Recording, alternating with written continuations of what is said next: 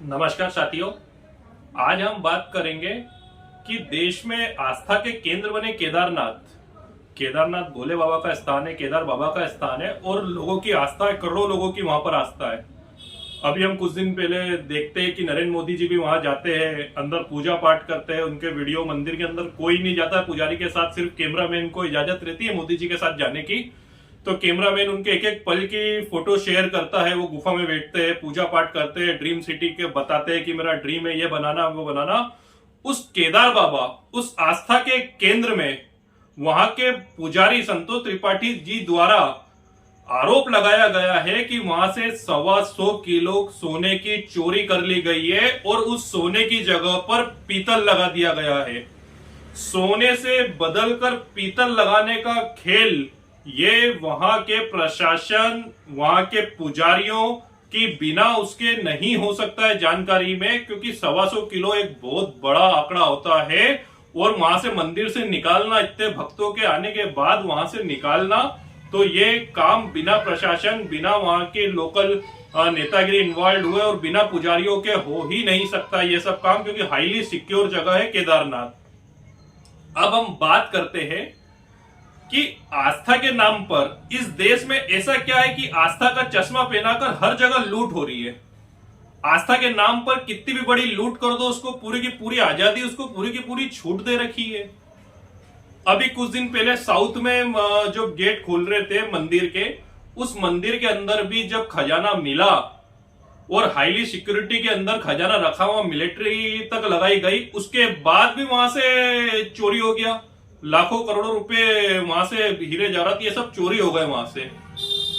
उसके बाद हम देखते कि महाकाल लोक का हम देखते कि महाकाल लोक में भी अभी जरा सी एक आंधी तूफान में पूरे सच सामने आ गया कि कितना बड़ा घोटाला करा गया मूर्ति बनाने में। किस तरह से प्लास्टिक की मूर्तियां बनाई थी कठपुतलियों की तरह, जो उड़ गई पूरी की पूरी हवा में। कोई बड़ा हादसा नहीं हुआ, कोई जन धन की हानि नहीं हुई, ये बहुत बड़ी बात है। तो हम देख रहे कि अभी हिंदुत्व की बात करते करते, मंदिरों की बात करते करते घोटाले इन्हीं मंदिरों के बारे में हो रहे।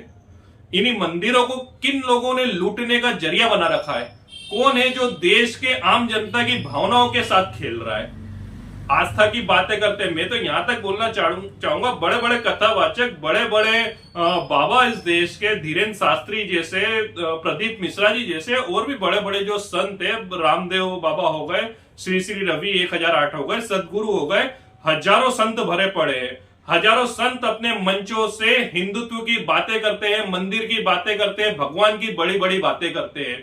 और जब उसी मंदिर में चोरी होती है, उसी भगवान के नाम पर, उनकी आस्था के नाम पर लोगों के साथ खिलवाड़ होता है, देश की आम जनता के साथ धोखा होता है, उनके विश्वास के साथ खिलवाड़ होता है, तब ये बाबा क्यों चुपचाप बैठ जाते, क्यों मंचों से बोलते नहीं है ये बाबा? अब दूसरी बात मैं आना चाहूंगा धीरेन्द्र शास्त्री जी के ऊपर। धीरेन्द्र शास्त्री जी जैसा कि अपने आप को प्रदर्शित करते हैं कि त्रिकालदर्शी है, वो धीरेन्द्र शास्त्री हो गए, पंडोकर बाबा हो गए, ये अपने आप को त्रिकालदर्शी बताते हैं कि हम सब चीजें देख लेते हैं। अभी केरल में इतनी बड़ी घटना हुई, उसमें शर्मनाक बयान दिया धीरेन्द्र शास्त्री ने कि ये सब चीजें तो मैं देख लिया था मैंने, पर रोक नहीं सकता था होने को। तो मैं इन भक्तों से पूछना चाहता हूं जो धीरेन्द्र शास्त्री के वहां जाते हैं, जब बाबा खुद ही बोल रहे कि ये जब होने वाली चीजों को, नियति को नहीं रोक सकते, तो उनके वहां जाने का फायदा क्या है?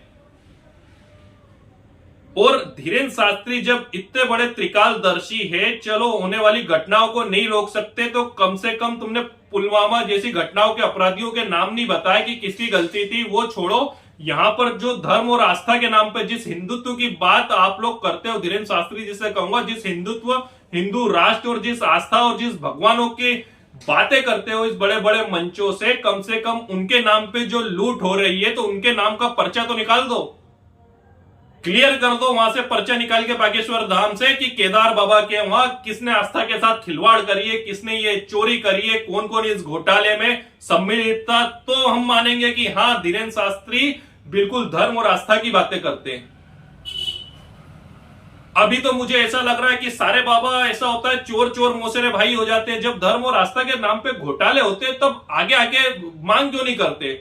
बाबा अब धरना क्यों नहीं देते? बाबा क्यों आंदोलन करने की धमकी क्यों नहीं देते कि इनको पकड़ो और जांच करो, कम से कम गुनहगारों को पकड़ो, पता तो चले कि कौन खा रहा है।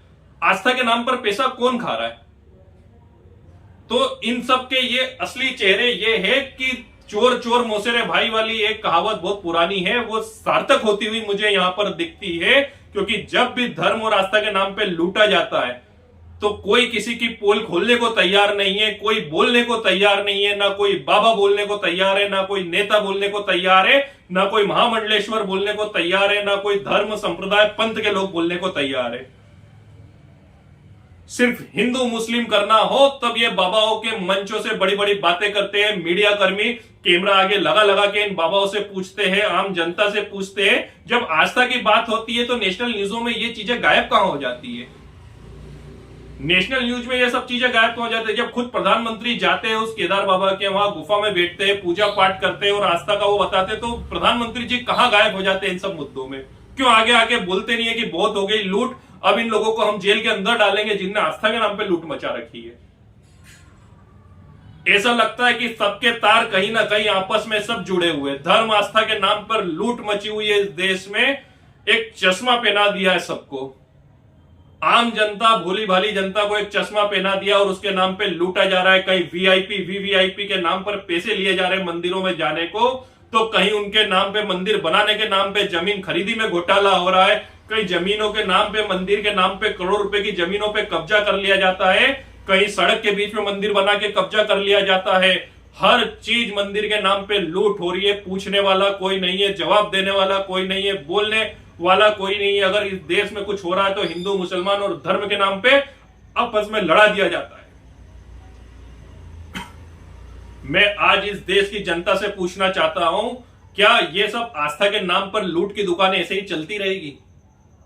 क्या इन सब चीजों की जांच हो पाएगी? क्या साउथ के जो मंदिर के अंदर करोड़ रुपए गायब हुए थे उसका आज तक सुराग मिला है? क्या उसकी आज तक जांच हुई है? क्या ये इसके अंदर सीएस के अंदर जो घोटाले होते हैं, सीएस के घोटालों से लेकर जो महाकाल लोक का जो अभी घोटाला हुआ है जो हमारे सामने आया है, वहां से जो अभी केदार बाबा के वहां एक नया घोटाला सामने आ गया है, क्या इन आस्था के नाम पे डर के कारण सब चुपचाप बैठे रहेंगे? या सिर्फ हम बातें, सिर्फ हिंदुत्व की, भगवान की सिर्फ बातें करते रहेंगे और लूटने वाले इसी शब्दों के नाम पर, इसी माया जाल के नाम पर लूटते रहेंगे? ये देश को सोचना होगा और इन बाबाओं के बारे में सोचना होगा। इन बाबाओं के वहां लाखों की जो भीड़ जाती है उनको बैठ के सोचना होगा कि बातें तो बाबा सब धर्म और आस्था और भगवान की करते हैं, पर जब उन्हीं भगवान के नाम पे लूटा जाता है तो ये बाबा चुपचाप क्यों बैठे? कहीं ये सबके तार एक दूसरे से कनेक्टेड तो नहीं है इसलिए सब चुपचाप बैठे हुए? तो ये सोचना पड़ेगा, ये गहन चिंतन का विषय है। मैं माननीय सुप्रीम कोर्ट से आह्वान करना चाहता हूं, क्योंकि मुझे सरकार पे कोई भरोसा नहीं है। मैं माननीय सुप्रीम कोर्ट से आह्वान करना चाहता हूं कि एक हाई लेवल की कमेटी बने, हाई लेवल की एक जजों की कमेटी बने, वो इन सब चीजों की जांच करे और एक नया आयोग इस देश के अंदर गठित हो जो इस चीज की जांच करे कि आस्था और धर्म के नाम पर जो लूट मचा रखी है, जो गलतफहमी पैदा कर रखी है, जो हिंदू मुस्लिम या दूसरे धर्म संप्रदाय को आपस में लड़ा रहे, उन लोगों की जांच करे। एक ऐसे आयोग की मैं सुप्रीम कोर्ट से मांग करता हूं, इस देश से मांग करता हूं। और ये आस्था एक अलग विषय है और लूट एक बिल्कुल अलग विषय है। आस्था के नाम पर लूटा जा रहा है, मैं उस लूट का पूरा विरोध करता हूं और मैं आशा करता हूं कि इस बात से आप रिलेट होंगे। अगर इस बात से जरा सा भी आप सहमति बताते हैं, इस बात में सच्चाई आपको लगती है, गहराई इस बात में लगती है, तो इस चैनल को सब्सक्राइब करिए, वीडियो को शेयर कीजिए। धन्यवाद। मैं राहुल निहोरे, सचिव मध्य प्रदेश कांग्रेस कमेटी।